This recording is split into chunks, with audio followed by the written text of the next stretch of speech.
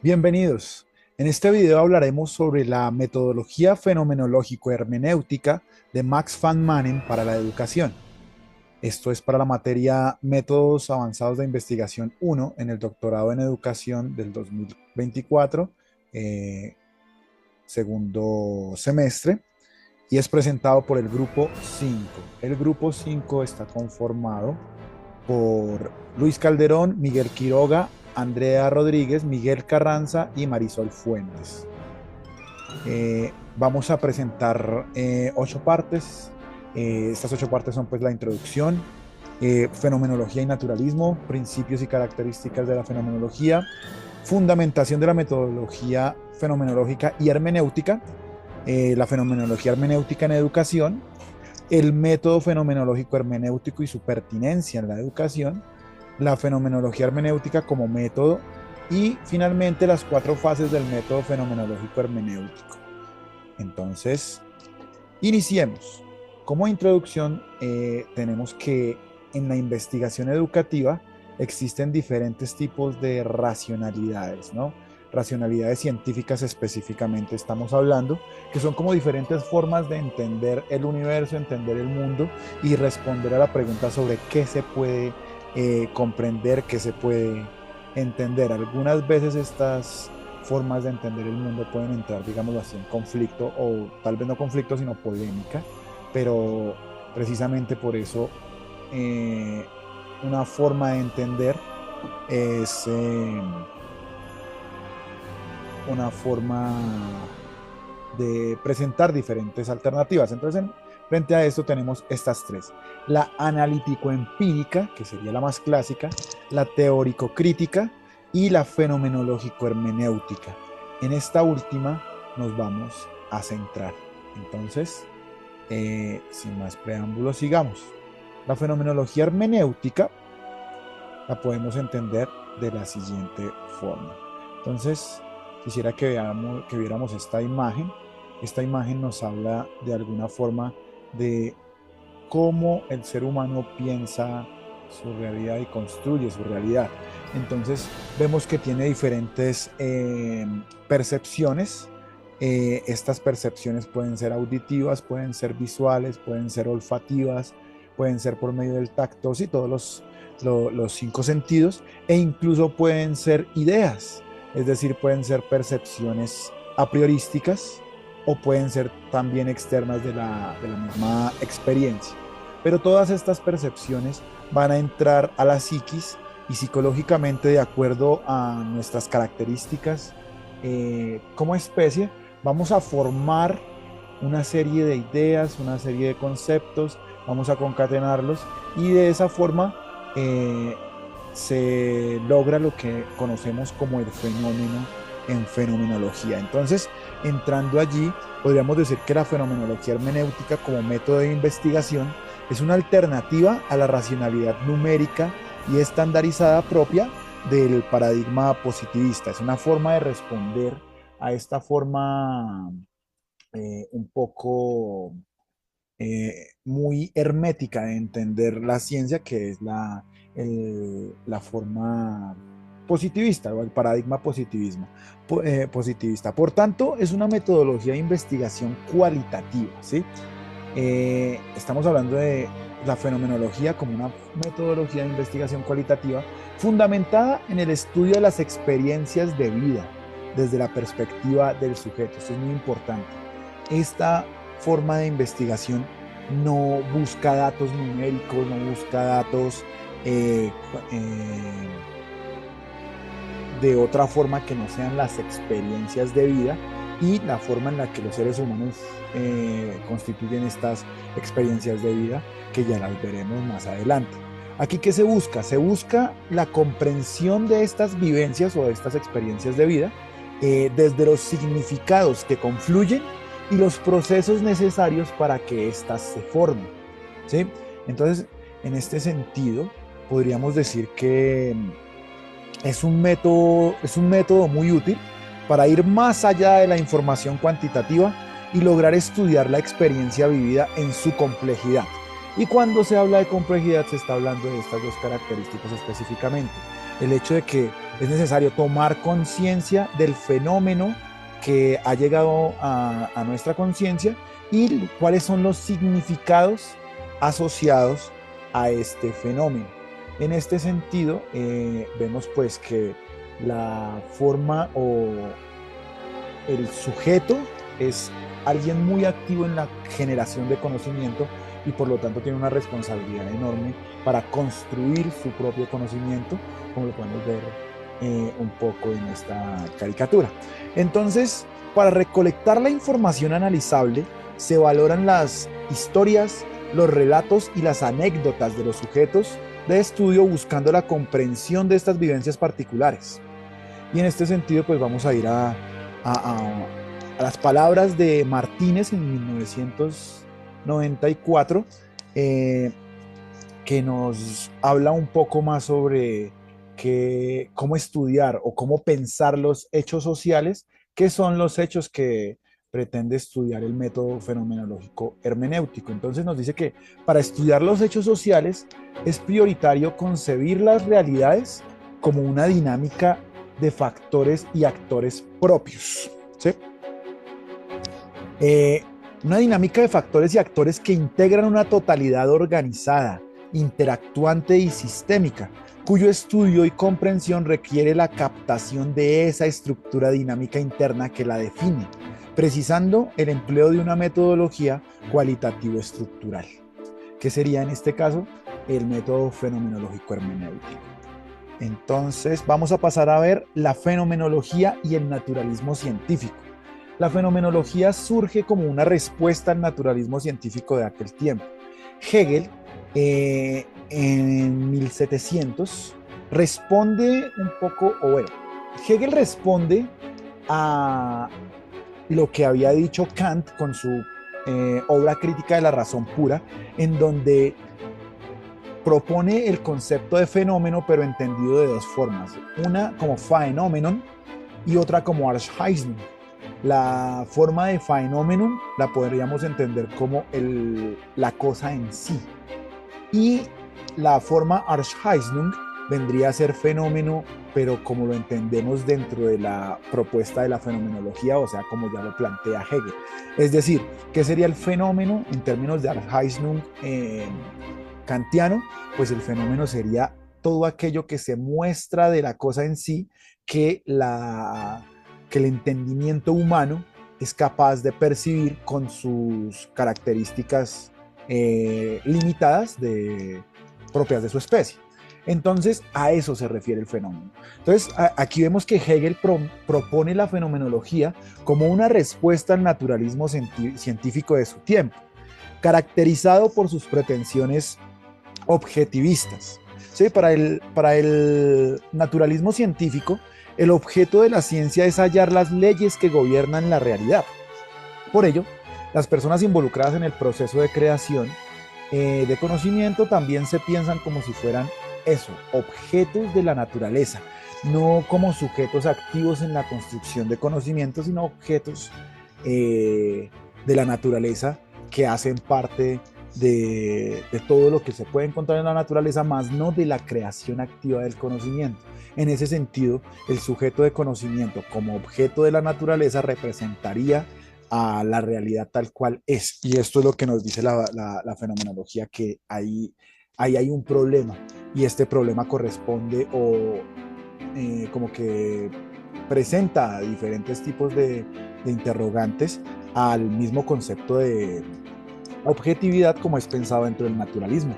Entonces acá quedamos como nuestro emoji llenos de dudas frente a realmente se debe pensar el sujeto de esta forma como un objeto de la naturaleza y nada más. Entonces frente a esto la fenomenología nos menciona lo siguiente, que en ese sentido el naturalismo científico considera el objeto de conocimiento como un producto apartado de la subjetividad, e incluso la dimensión psicológica que tiene este sujeto puede ser circunscrita a una serie de leyes. de leyes naturales, evidentemente, como lo que están pensando. Entonces, aquí ya viene entrando pues la crítica, ¿sí?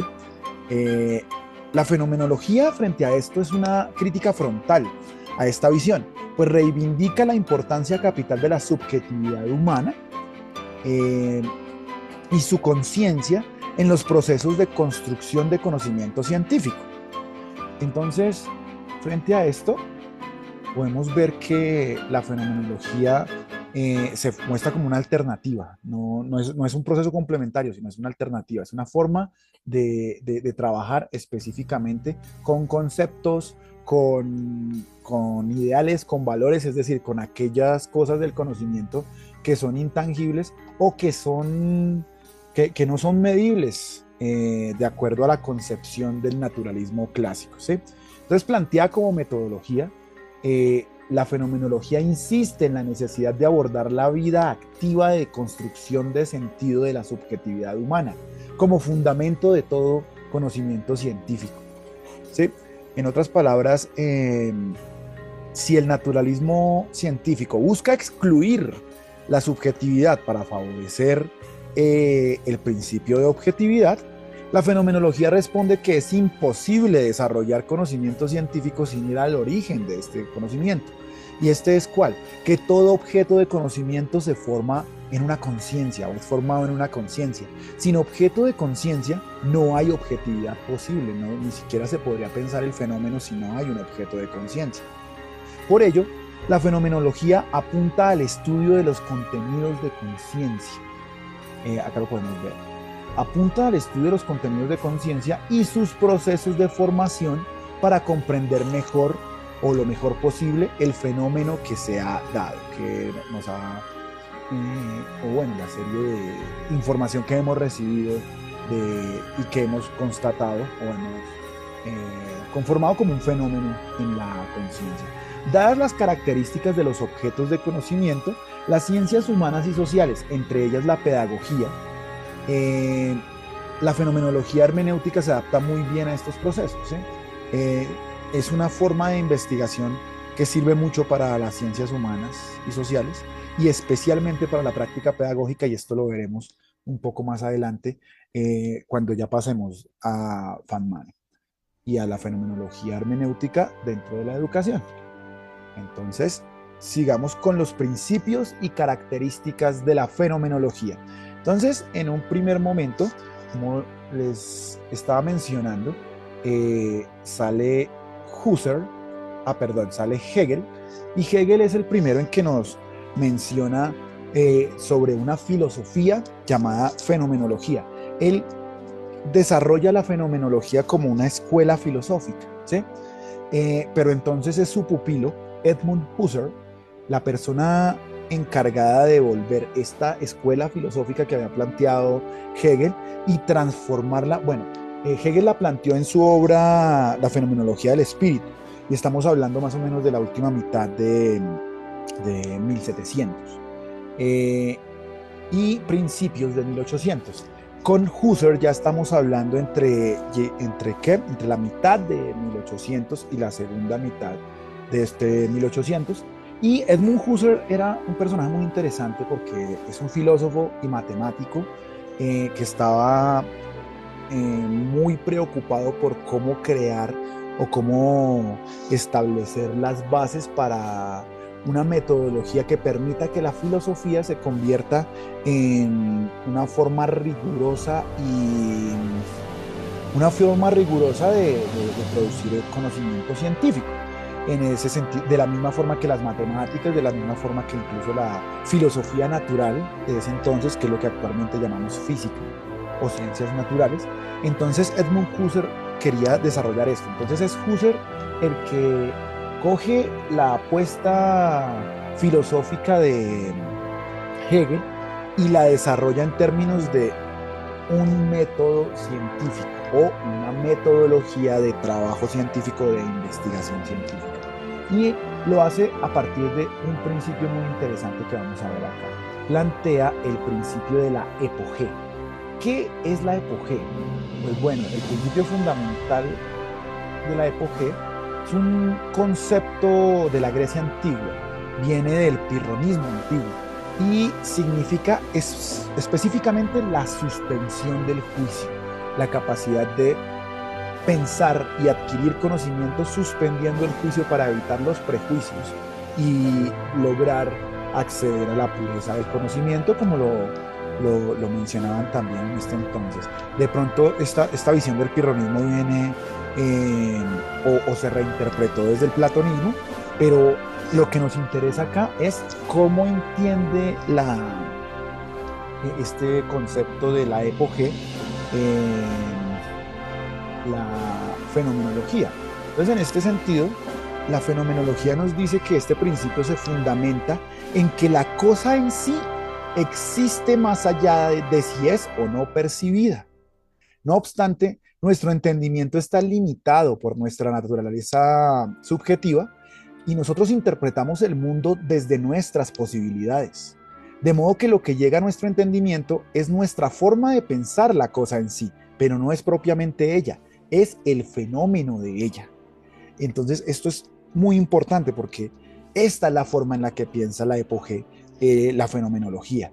Es decir, la epogé vendría a ser una suspensión del juicio, entendiendo el juicio como todo aquel prejuicio que pueda tener un sujeto que nos aleje de las ideas y los significados más esenciales del fenómeno que yacen en nuestra conciencia. A eso se refiere el principio de la epogé en la fenomenología. Y entonces, hablando de esto, posteriormente logramos construcciones intersubjetivas en las que nos relacionamos con los otros, construyendo una realidad fenoménica propia de la humanidad que se conoce como el mundo de la vida.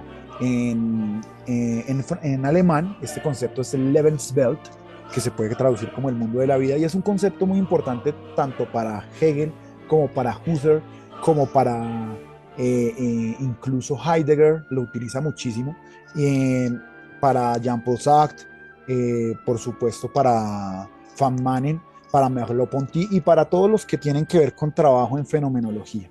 Entonces hay que tener en cuenta mucho este mundo de la vida y podríamos entenderlo de una vez así.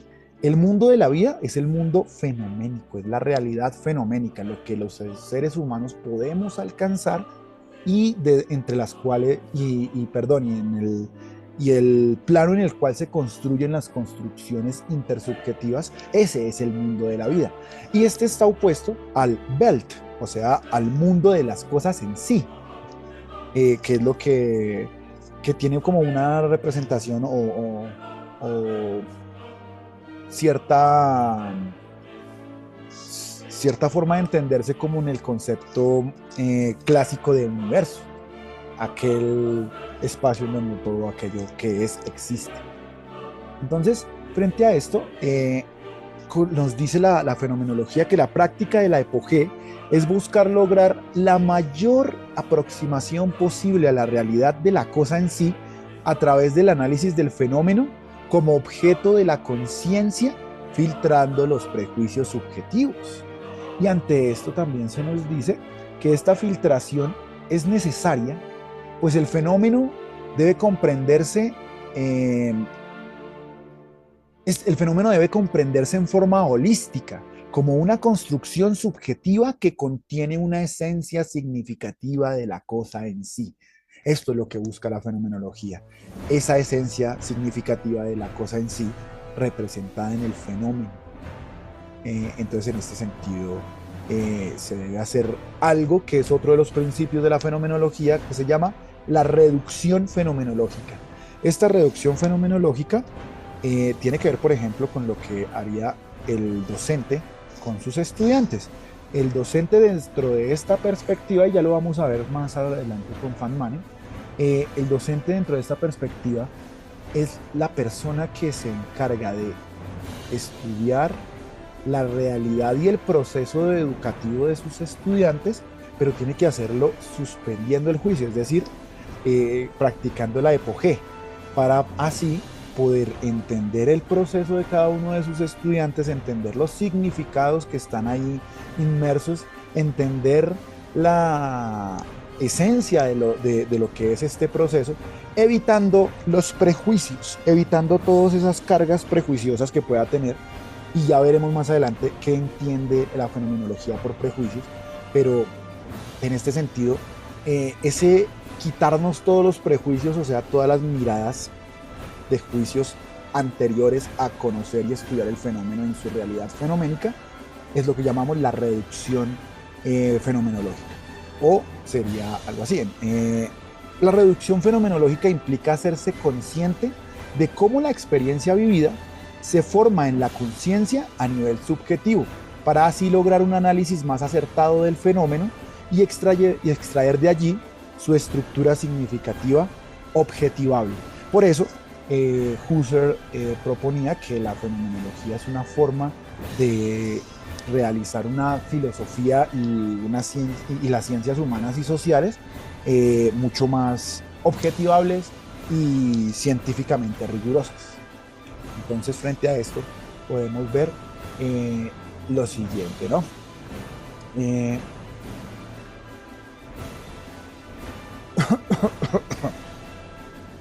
Husserl, partiendo de la teoría de Hegel, desarrolló la fenomenología como una metodología de investigación científica opuesta al naturalismo científico que ya vimos, en la que el análisis de la lógica de la conciencia y la descripción de los significados fenoménicos permitan lograr un conocimiento objetivable desde una fuente por naturaleza subjetiva.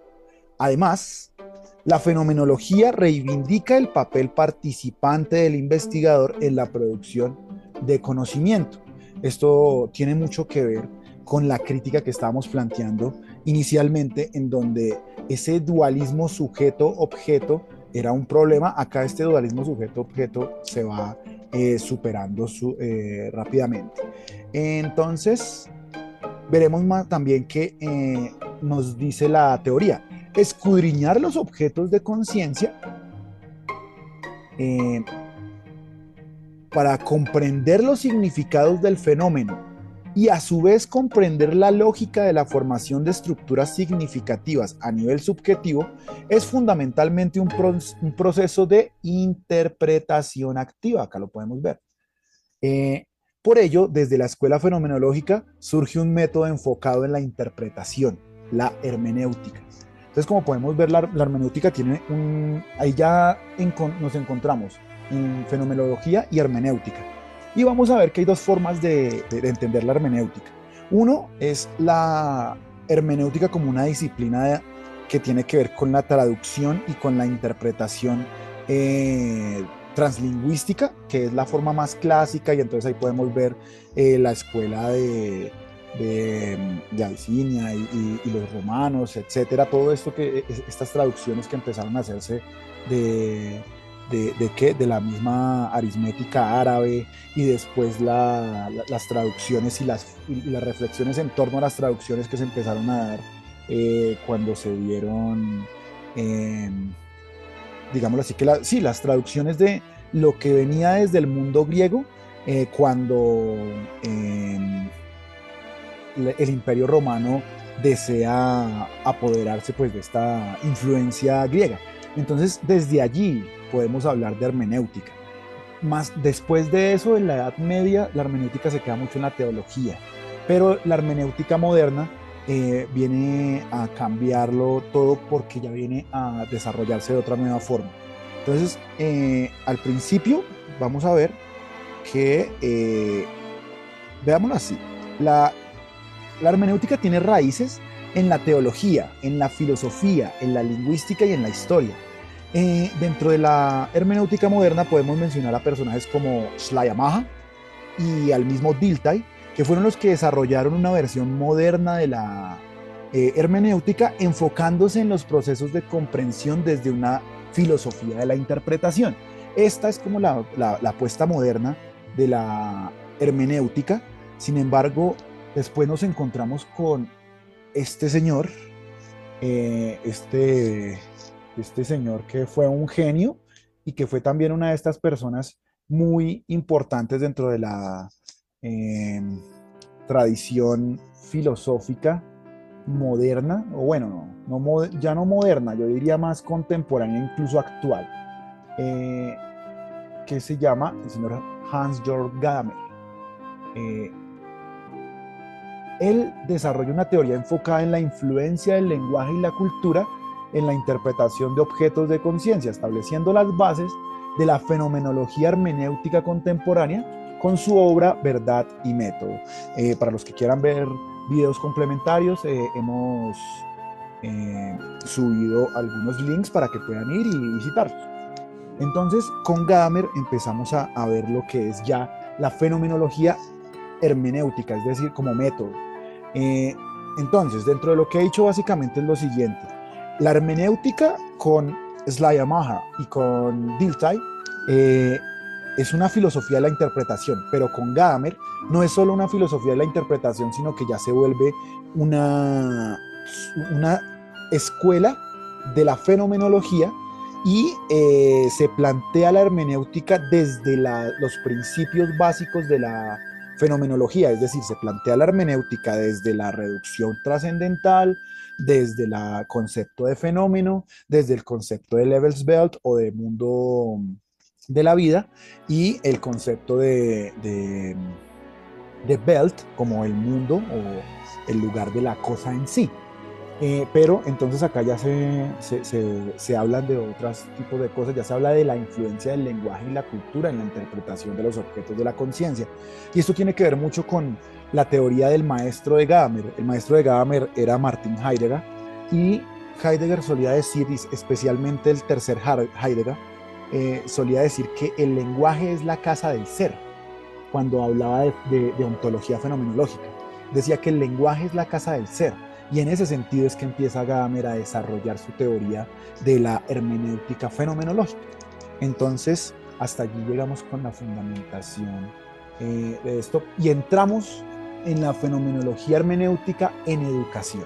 Entonces, cuando hablamos de la fenomenología hermenéutica en educación, estamos hablando ante todo de la reinterpretación que hacen de Husserl, de Gadamer, de el mismo Hegel, incluso del mismo Kant y también de otros, se pueden mencionar allí porque en la historia de la fenomenología hay muchos, pero llega Max van Manen y empieza a pensar la fenomenología y las características del método fenomenológico, pero pensarlo directamente en relación con la educación, con la práctica educativa y con la investigación en educación. Es decir, él lo piensa desde las dos perspectivas, no solo como forma de investigación en educación, sino como forma de práctica en la educación. Entonces, frente a esto, recordaremos que se piensa la pedagogía como una ciencia multidisciplinaria en la que está involucrada, por supuesto, la filosofía, la sociología,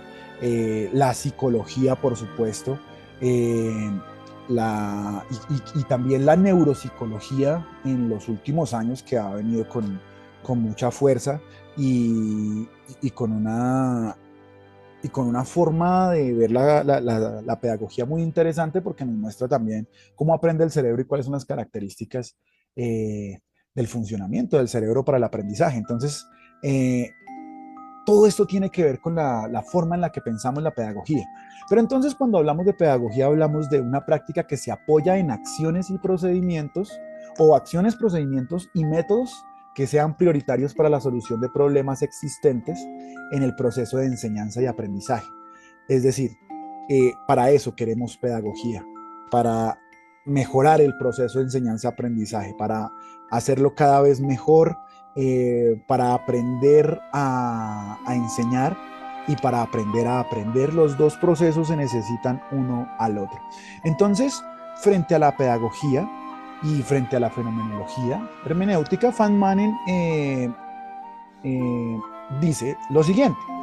Dice que la fenomenología hermenéutica no se resume en otro enfoque para estudiar la educación,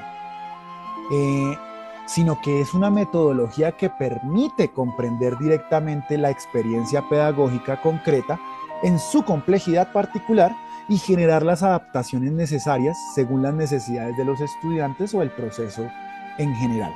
Entonces, aquí también les dejamos un video en donde pueden ver más sobre Van Manen y la fenomenología hermenéutica en educación. Sin embargo, nosotros seguiremos específicamente con esta presentación para mirar cómo se piensa la fenomenología hermenéutica directamente en educación. Antes de esto, pues hay que tener que recordar que la fenomenología educativa nace de la realidad educativa, ¿sí? La fenomenología educativa viene de la realidad educativa.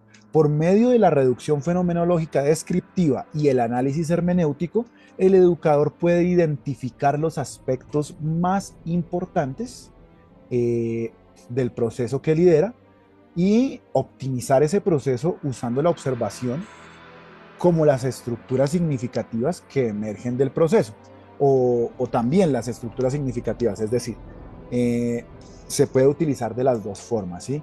Por medio de la observación, por medio de establecer esas estructuras significativas en cada uno de los momentos, eh, se puede optimizar este proceso, pero también se puede optimizar este proceso mirando si la forma en la cual se está dando, qué sé yo, la planeación educativa, si está dando los resultados que deberían estar dando cuando se mira como fenómeno y no como un proyecto más de oficina. Es decir, creo que aquí se está hablando de una forma de entender el conocimiento y esa relación objeto-sujeto, ¿sí?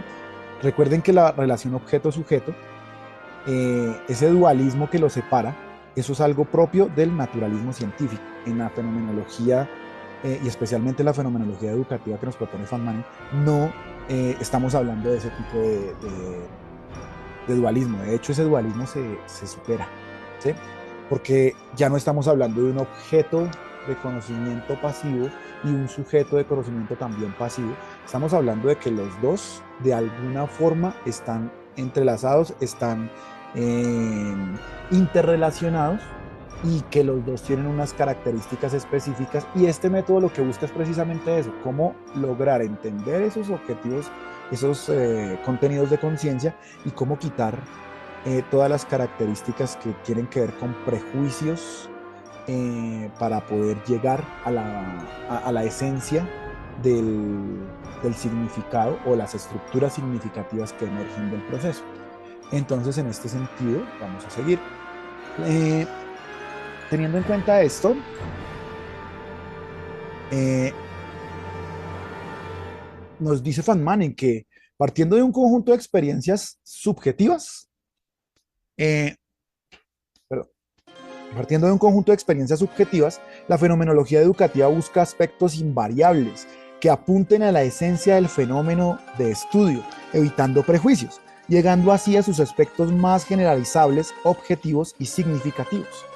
Esto, esto, esto permite mejorar la comprensión del fenómeno educativo concreto y su transformación. Además, la educación se construye día a día en contextos cotidianos y relaciones humanas eh, llenas de significados complejos que difícilmente pueden abarcarse y comprenderse en su complejidad desde un enfoque positivista clásico. Por otro lado, la especialidad del enfoque fenomenológico es el análisis de la experiencia cotidiana, de los sentidos, de las vivencias cotidianas y los significados que de allí emergen. Entonces, ahora vamos a mirar eh, el método fenomenológico hermenéutico y su pertinencia en educación. Entonces, la relación entre la fenomenología y la educación se establece a partir de la noción de sentido. Cuando hablamos de la noción de sentido, estamos hablando del deseo del ser humano por darle sentido al mundo que experimenta. Las experiencias, es como esto también lo mencionaba Feynman, que una característica del conocimiento humano, o bueno, de la psique humana, es esa necesidad de generar sentido en cada una de sus vivencias o experiencias vivenciales. Entonces, allí es donde parte bueno, allí es donde se encuentra el método fenomenológico hermenéutico y la educación. Entonces, tomando en cuenta que la educación es la transmisión que una sociedad le hace a sus miembros acerca del sentido que una cultura le ha dado a su relación en el mundo. Por ello, este sentido debe buscarse en la experiencia inmersiva, hacer parte de esa experiencia y no fuera de ella. Porque pues, de hecho, hay una parte en donde nos dice Van Manen que si vas a empezar a hacer investigación en términos de un objeto específico o alguna característica específica, o una experiencia vivencial específica, lo mejor es que empieces haciéndolo tú mismo, y después sigas con lo que dicen los otros, precisamente para evitar en la medida de lo posible los prejuicios, pero eso ya lo vamos a ver en la primera fase. Entonces, el método fenomenológico es la disminución de todo el conjunto de experiencias a la conciencia de las vivencias más genuinas. Este método se detiene en la experiencia y no presupone al mundo más allá de la experiencia. Entonces, desde esta perspectiva, el dualismo moderno que separa el sujeto y al objeto es superado, posibilitando un enfoque interpretativo que busca revelar los aspectos ocultos del lenguaje fenomenológico o del lenguaje fenoménico, es decir, la forma en la que pensamos el fenómeno. Ahora vamos a seguir con la fenomenología hermenéutica como método. Entonces, este enfoque está orientado tanto a la descripción e interpretación de las estructuras fundamentales de la experiencia vivida, como al reconocimiento del significado del valor pedagógico que esta experiencia tiene, hablando específicamente del estudio de la fenomenología hermenéutica como método de investigación educativa, ¿no? Es un acercamiento coherente y estricto al análisis de las dimensiones éticas, relacionales y prácticas propias de la pedagogía cotidiana, dificultosamente accesible a través de los habituales enfoques de investigación. Entonces, como podemos ver, esta es una de las cosas que hace más interesante este método en educación. El énfasis que hace en estas dimensiones éticas, relacionales y prácticas que normalmente por el método positivista o a partir del paradigma positivista no serían comprensibles, no serían porque no son medibles de forma estadística. Entonces, este tipo de métodos nos permite hacer mejor investigación e incluso investigación estando inmerso dentro de esa misma investigación y reconociendo al sujeto como el centro que produce significado y conocimiento, pero también con un método de investigación que permite dejar de lado los prejuicios para llegar a la esencia del significado y conocer el objeto de investigación. Entonces, frente a esto, se ajusta a las experiencias que los miembros de la comunidad educativa, centrándose en el sentido y el significado de sus vivencias para hallar los aspectos comunes del fenómeno. Para ello, se propone una metodología de 4 fases que vamos a explicar a continuación. Ahora vamos a abordar las fases del método fenomenológico hermenéutico. Como primera fase, Van Manen nos propone la etapa previa o clarificación de presupuestos. Un investigador carga inicialmente con numerosos prejuicios básicos que aumentan la probabilidad de contaminar el objeto de estudio. Por ello, es importante realizar una reflexión autocrítica para hacerse consciente de estos posibles sesgos y dejarlos de lado para abordar al fenómeno en el más puro estado de conciencia. Esto incluye los conceptos teóricos, las hipótesis, las construcciones conceptuales, todo lo que forma el marco teórico que orienta la investigación. Acá lo podemos ver. Estas serían como las características iniciales de una investigación, y esto sería como la actitud que debe tener el investigador desde el método fenomenológico hermenéutico, teniendo en cuenta que todo este tipo de preconceptos también pueden estar cargados, o también pueden cargar la interpretación. Por lo tanto, hay que seguir esta primera fase de una forma muy rigurosa para evitar contaminar nuestra interpretación. Entonces, no solo se refiere a esto, también se refiere a los sistemas referenciales, espaciotemporales y sociológicos que tienen relación con el fenómeno de estudio.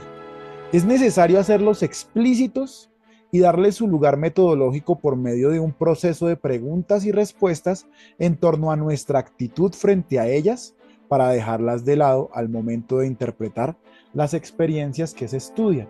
Esta sería la primera fase, la etapa previa o de clarificación de presupuestos. Como podremos ver, básicamente es la etapa en donde se pone en práctica el concepto de la EPOG, entendido desde la óptica fenomenológica como ha sido explicado anteriormente. Ahora vamos a pasar a la segunda fase y esta es recoger la experiencia vivida. Esta es una etapa descriptiva. En ella se obtienen los datos de la experiencia vivida desde numerosas fuentes. Pueden ser relatos de la experiencia personal, normalmente son en la forma de anécdotas. Pueden ser protocolos de la experiencia de algunos docentes, pueden ser entrevistas, pueden ser relatos autobiográficos o puede ser observación, descripción de documentales o en tipo documental. Entonces, la anécdota es una herramienta metodológica usual para recoger la experiencia y revelar significados ocultos. Y siguiendo a Van Manen, es mejor iniciar con la experiencia del investigador para formarse un criterio propio a partir de una vivencia auténtica, antes de sumar las vivencias de otros y poder generar algunos prejuicios. Entonces, frente a la recolección de anécdotas de otras personas, entonces podemos anotar primero que todo que las anécdotas nos conducen a buscar la relación entre vivir y pensar, entre situación y reflexión.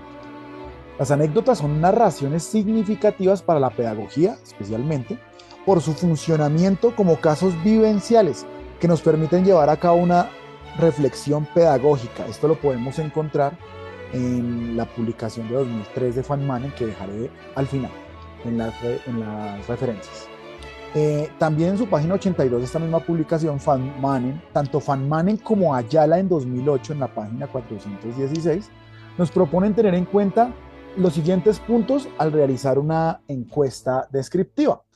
Entonces, primero que todo, describir la vivencia evitando explicaciones innecesarias. ¿Qué tipo de explicaciones innecesarias? Básicamente, cuando quieres darle mayor solemnidad a la experiencia, entonces empiezas como a adornarla, empiezas también como a hacer mucha referencia a cosas que no van directamente al fenómeno, sino que son simplemente cosas circunstanciales que no van al significado del fenómeno, entonces eso hay que tratar de evitarlo.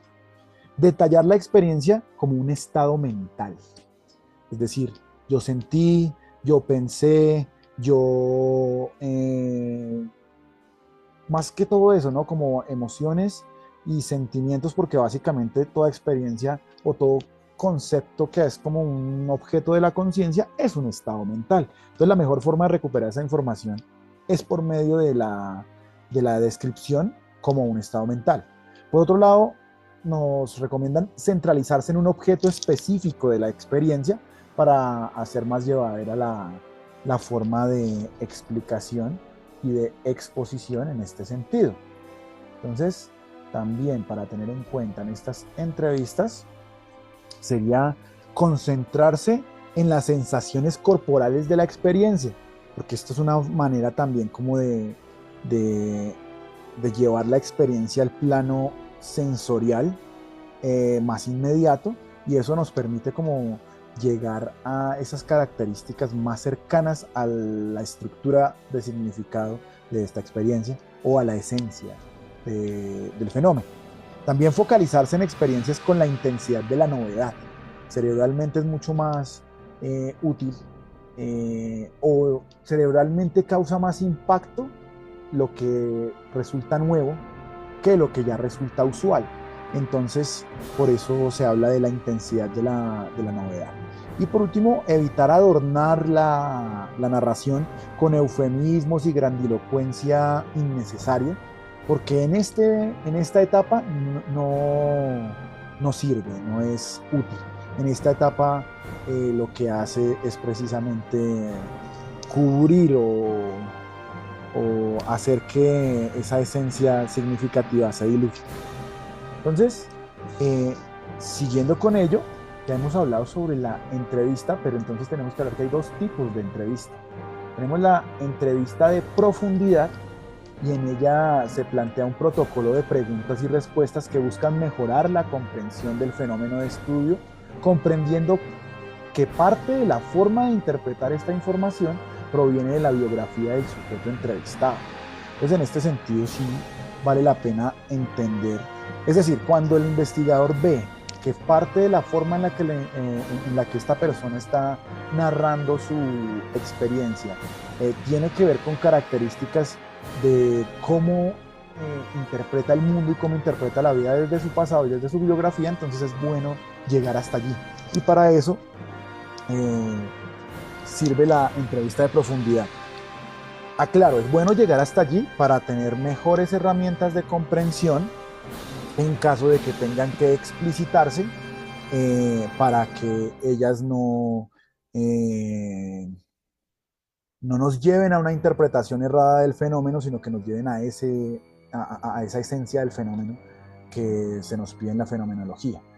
Pero por otro lado, también hay otro tipo de entrevista, por ejemplo la entrevista conversacional, y en ella se busca todo lo contrario, dilucidar la información del fenómeno de estudio mientras se identifican los prejuicios del sujeto y se busca dejarlos de lado. Por eso, esta forma de entrevista es más circunstancial. Es una forma de entrevista en donde nos indica Van Manen que es muy útil utilizar los dos tipos de silencio.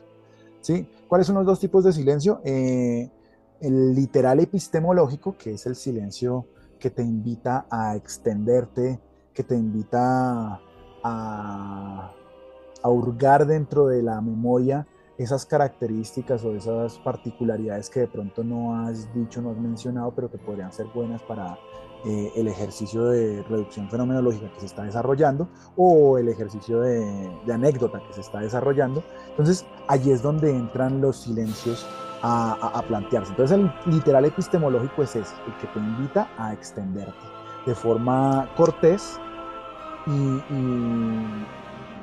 de forma cortés y desde el lenguaje no hablado, es decir, desde el silencio, el literal epistemológico. Y existe un segundo tipo de silencio, que es el silencio ontológico. Este silencio ontológico nos dice Van Manen que es cuando sientes que has llegado a expresar la estructura significativa de lo que quieres desarrollar en esa anécdota o en la forma en la que se esté recogiendo esta experiencia y entonces la persona que está ofreciendo su experiencia se siente realizada, se siente bien, se siente útil y entonces es como un silencio eh, triunfal. Entonces en ese sentido se entiende el silencio ontológico. Entonces Van Manen nos lleva y nos invita a utilizar estos dos tipos de silencio de forma estratégica. ¿Por qué? Porque la anécdota busca una descripción completa y sin prejuicios. Esta será el fenómeno de estudio. También puede ampliar y precisar aspectos de la encuesta por medio de la entrevista conversacional y entonces ahí está la cosa. Hay que ver cuándo se utiliza la entrevista de profundidad y cuándo se utiliza la entrevista conversacional. Por otro lado, también tenemos la observación, que es una de las principales formas también de recoger esta información. Y tenemos dos formas de observación. La primera es la observación participante, que es el proceso que implica al investigador en la observación y durante el proceso formula esquemas de pensamiento que pueden influir como prejuicios o como estructura interpretativa. Por ello, hay un proceso de categorización de aspectos fundamentales de la realidad estudiada. Entonces, esto es muy importante porque cuando se hace observación participante hay que desarrollar los esquemas de pensamiento tanto propios porque uno está siendo participante dentro de la observación como los posibles esquemas de pensamiento de las personas a las cuales también están interactuando con nosotros en este proceso y son también otras fuentes de experiencias vivenciales. Y está la otra forma de observación, que es la observación de cerca. Esta forma no incluye al investigador como participante. Se enfoca en captar la información in situ, en el momento, en el lugar y en las circunstancias específicas de donde el fenómeno de estudio se está desarrollando, sin formular previamente los posibles esquemas de pensamiento que se formulan en la observación participante, pues estos se van a abordar al final usando las anécdotas en caso de que sea necesario para la investigación. Entonces, estos son los dos, las dos formas principales y sus dos formas de interpretación que valga la pena mencionar.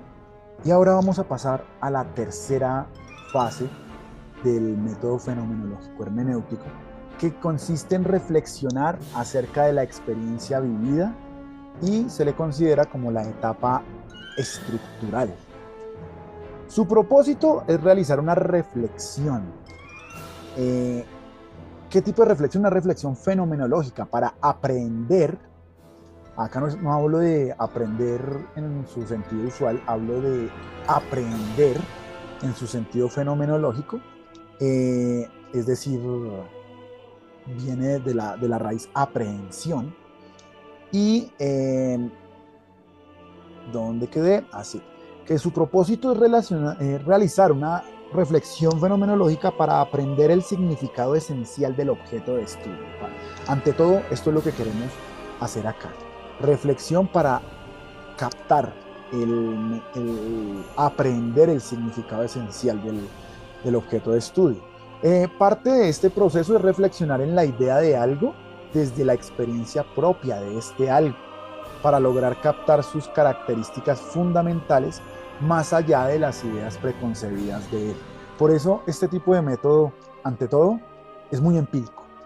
Es decir, no podemos hacer fenomenología hermenéutica si no estamos inmersos desde la experiencia y partimos desde ella, porque si no, entonces ya estaríamos hablando de un psicologismo que sería una propuesta de significado que sería incluso anterior a Kant, y aquí estamos hablando de fenomenología, y no solo de fenomenología de Hegel o de Husserl, sino que ya es muchísimo más actual, porque estamos hablando de Van Manen y el método fenomenológico hermenéutico entendido desde la educación. Entonces hay que tener en cuenta esto, ¿no? Por ejemplo, Van Manen menciona que en la reflexión fenomenológica de la vivencia del profesor o el padre no basta con pensar el significado de la docencia o el significado de la paternidad o el de la enseñanza. Hay que ir más allá y lograr captar lo esencial de la experiencia propia de ser docente o ser padre para identificar lo fundamental de la vivencia. Y en este caso sí, esto es un método que tiene mucho que ver con aquellos que piensan que tú no puedes opinar, qué sé yo, tú no puedes opinar de ser profesor si no has sido profesor. O una que de hecho tiene mucho más fuerza y es el mismo ejemplo. Tú no puedes opinar de lo que es ser padre si nunca has sido padre. Acá lo que nos está diciendo Van Manen también tiene que ver con esto. Tú no puedes opinar del fenómeno de la paternidad si no lo has experimentado. Y no solo no puedes opinar, porque acá no hablamos de doxa en el sentido griego antiguo, acá estamos hablando de un método de investigación científico para la educación y para un enfoque cualitativo. Entonces, en ese sentido, el método fenomenológico hermenéutico parte de la experiencia para poder hacer los estudios de los contenidos de conciencia. Esta búsqueda de la esencia significativa de un fenómeno es tal vez la tarea más difícil de la reflexión fenomenológica. Incluso puede estar en conflicto con el concepto clásico de tema, razón por la cual en esta metodología el concepto de tema se resignifica, pasa a ser otra cosa. Entonces, frente a eso, vamos a ver lo que nos dice Van Manen sobre el tema fenomenológico. ¿Qué es el tema fenomenológico? ¿En qué consiste?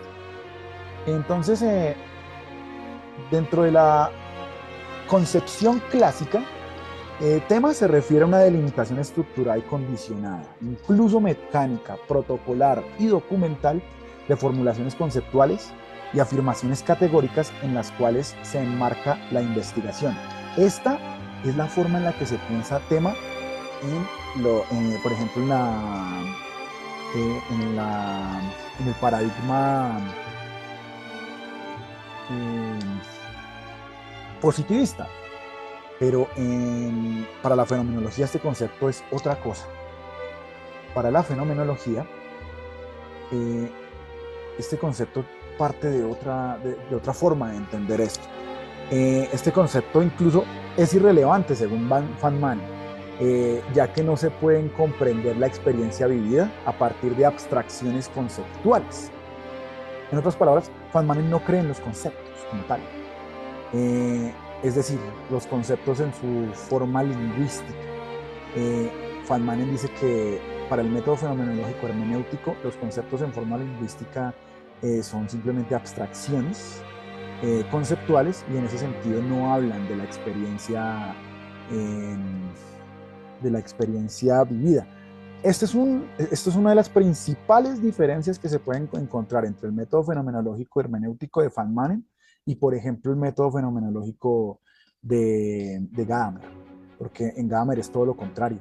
En Gadamer la reflexión en torno al lenguaje como una forma como un camino de afirmación ontológico es sumamente importante. Y no solo es sumamente importante, sino que es irreductible, no se podría separar el uno del otro así nomás. Entonces, aquí tenemos una diferencia enorme. Bueno, además este enfoque conceptual del tema solo puede ser un camino para llegar a la problemática que se desea comprender, dice Feynman. En ciencias humanas, el deseo de comprensión, que era lo que mencionaba anteriormente, en ciencias humanas el deseo de comprensión se moviliza por un interés motivado por la búsqueda del significado fundamental del mundo de la vida. En ese sentido, cuando se analiza un fenómeno, se buscan cuáles son las estructuras que conforman la experiencia vivencial. De modo que el tema fenomenológico sería la estructura de las experiencias y es el fruto de su análisis. Entonces es muy importante entender eso. El tema fenomenológico es la estructura de las experiencias. Y cuando hablan de estructuras de las experiencias es cuáles son los significados. Es que incluso el concepto de significado también se cambia. Pero cuál es el significado que se empieza a ver a través del análisis, de cuáles son esas características que se repiten en la descripción que se hace de la experiencia vivida.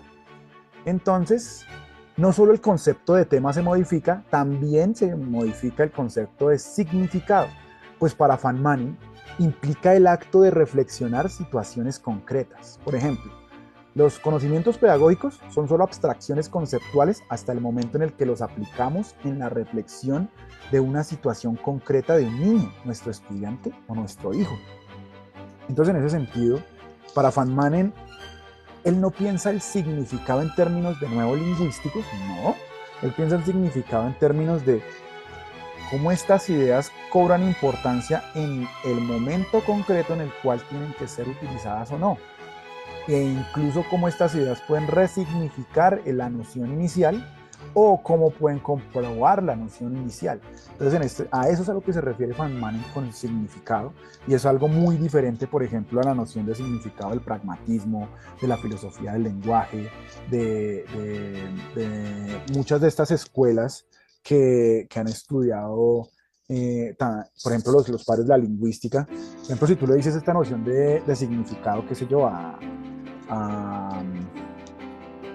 incluso a Levi-Strauss y el estructuralismo, pues como que no les va a gustar mucho, o no van a estar para nada de acuerdo, o incluso se me fue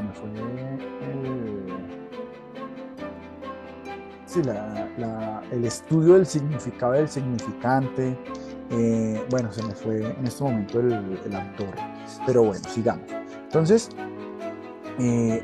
esto es muy importante, de modo que para destapar los aspectos temáticos se deben entender como nudos en los cuales se entrelazan los hilos de las experiencias, formando un todo significativo.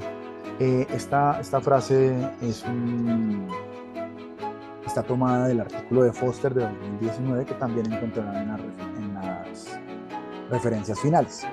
Entonces, también nos habla Fandman en esta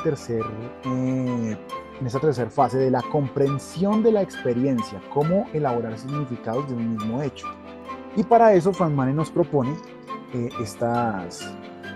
estos siguientes aspectos a tener en cuenta. Primero que todo, la reflexión macrotemática de los significados esenciales de la experiencia. ¿Eso qué quiere decir? Tratar de reducir las diferentes experiencias en una sola frase para lograr encontrar cuáles son esos significados que subyacen a todas las narraciones y que nos ayudan a entender esos significados esenciales para ir configurando lo que sería la temática. También la aproximación holística o sentenciosa o descripción de cada protocolo. ¿Esto qué quiere decir? Esto quiere decir que a pesar de que tenemos que se tuvo que hacer la reducción fenomenológica y a pesar de que se tuvo que hacer una explicitación en la primera fase para que quedara claro cuáles eran los posibles prejuicios y dejarlos de lado, en esta parte ya se puede desarrollar y se puede tener en cuenta qué se ha dejado de lado y por qué, y qué puede no dejarse de lado y por qué en la búsqueda de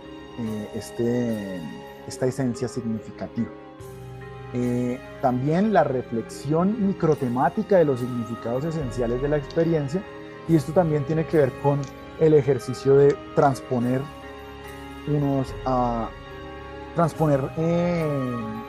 digámoslo así, si hay una expresión de una vivencia que es la misma vivencia pero de diferentes sujetos, entonces sería bueno poner todas las expresiones y mirar cuáles son las características o las frases o los significados o las expresiones que tienden a repetirse mucho en la descripción, porque esto nos puede llevar a reconocer esas microtemáticas y esos significados esenciales.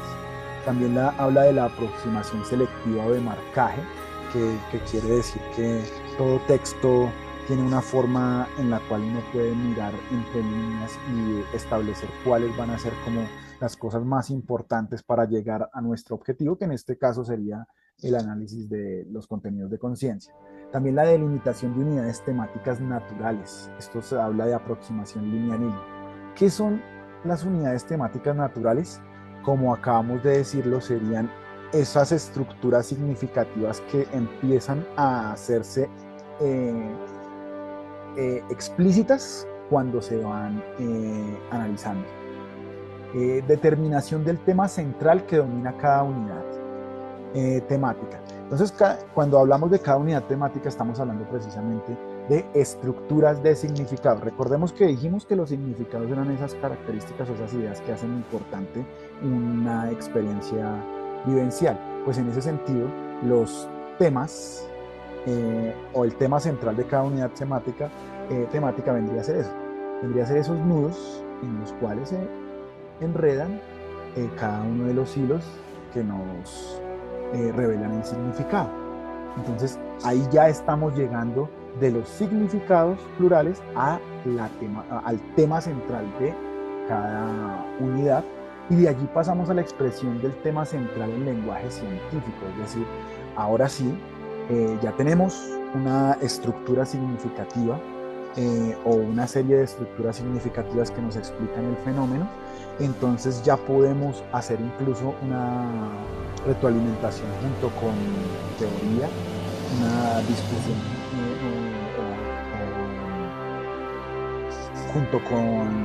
o comparación junto con las otras que se han recopilado, pero lo podemos expresar en lenguaje científico para darle más sistematicidad y más rigurosidad. Y después de esto llegamos a esta última forma o este último aspecto propuesto, que sería la integración de todos los temas centrales en una estructura particular. ¿Cómo hace una estructura particular? Básicamente una frase que nos contenga, sí, como una frase que trate de movilizar eh, el tema central, con todo el significado y con todo el peso de las estructuras significativas. Una sola frase que logre hacer eso. O pueden ser un par de frases, pero lo ideal sería que fuese una. Entonces, estos son como estos pasos que nos dice Feynman en este importante tercer fase del método fenomenológico hermenéutico. Y luego podríamos pasar a la cuarta y última fase, que consiste en escribir y al escribir reflexionar acerca de la experiencia vivida. En esta parte se nos dice que la idea es realizar una integración de todas las estructuras particulares en una estructura general.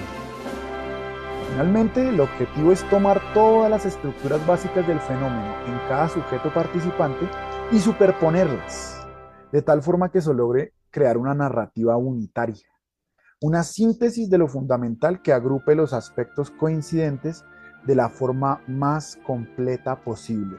Cuando hablo de más completa posible me refiero a una que, a pesar de que es una síntesis, sea completa en tanto que refleje los significados subyacentes del fenómeno.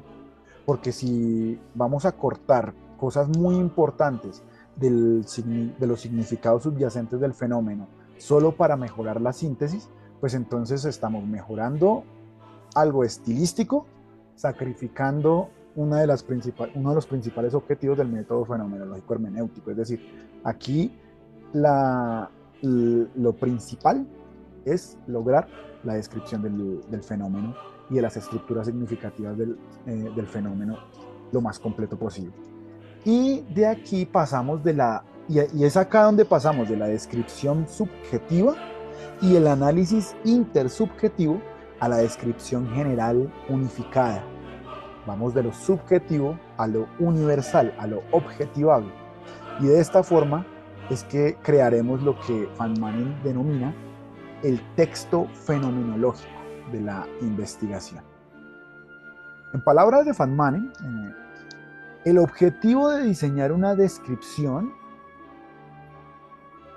textual, inspiradora y recordatoria de acciones, conductas, intenciones y experiencias de los individuos tal como los conocemos en el mundo de la vida. No, lo voy a leer de nuevo porque no lo leí. Dice, el objetivo es diseñar una descripción textual inspiradora y recordatoria de acciones, conductas, intenciones y experiencias de los individuos tal como las conocemos en el mundo de la vida. En otras palabras, la cuarta fase tiene que ser una fase evocativa, que evoque la experiencia sin haberla vivido directamente en el lector que va a recibir esta narración. Entonces,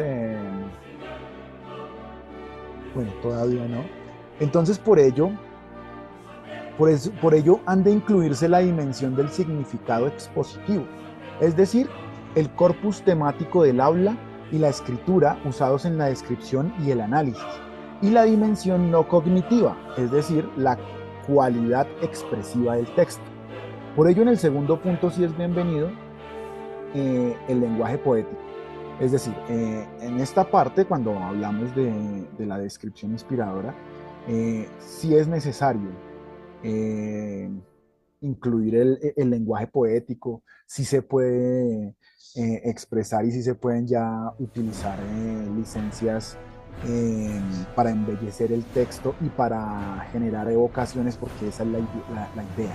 En el texto fenomenológico se busca crear una epifanía en el lector, pues la fuerza de la expresividad lingüística puede evocar la vivencia que se ha convertido en fenómeno de estudio en una nueva experiencia percibida para el lector sin la acción participante de la experiencia propia. Adicionalmente, se pueden contrastar las fisonomías subjetivas.